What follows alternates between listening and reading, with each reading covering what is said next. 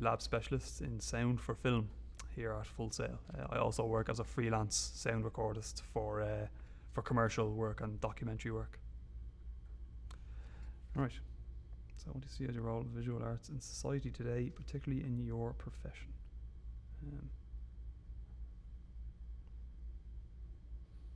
Okay.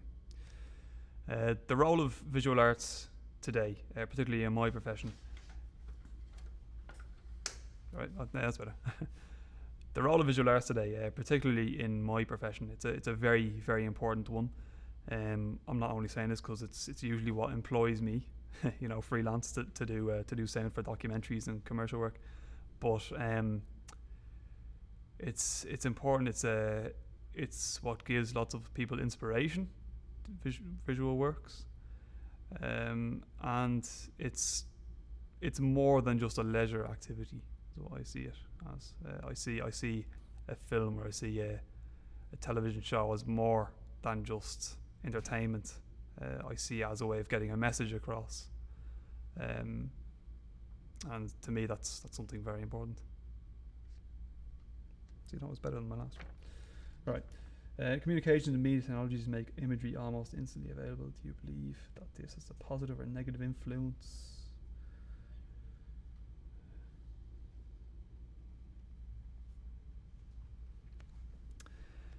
So the influence of new technology on the industry in terms of making things available so quickly and almost effortlessly, I think that's only a good thing, to be honest. I think that the ability to find what you're looking for much quicker than you could have even 5-10 years ago is a huge advantage. I mean, sites like Wikipedia and such they've exponentially grown, and finding information on a particular subject or things like that is just much easier than it was previously. And I think this just advances people's abilities to make what they're going to make, to make works of visual arts or to make music, whatever it may be. So surely it's only a good thing. There we go, I'm getting pro at this.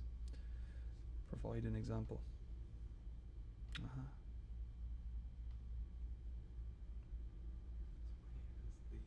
Yes, let me think.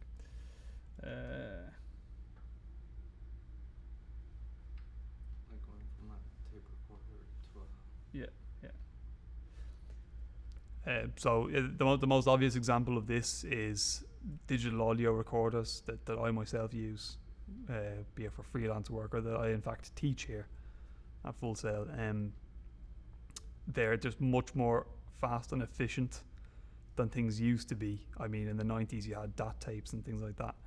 Of course, I wasn't actually working professionally back then. I was a bit too young. But I know enough to respect that it was trickier to work. And even before that, when you had Nagra tape recorders and things like that, much more difficult to record sound in the field.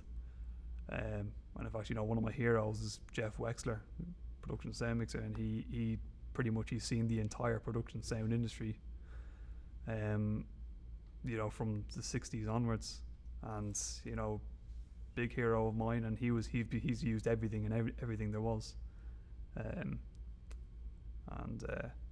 so certainly things have gotten a lot better and a lot more efficient, and that's only a good thing, because in things like filmmaking we're trying to tell a story, and if the tools that allow us to do that are easier to use, then why not?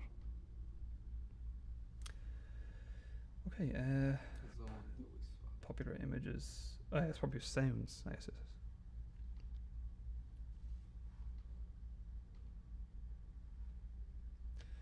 So, popular sounds that are repeated throughout the film industry. Obviously, the Wilhelm scream comes to mind. It's kind of starting to irk me a little bit. It's used way too much, I think. I think it was funny for the first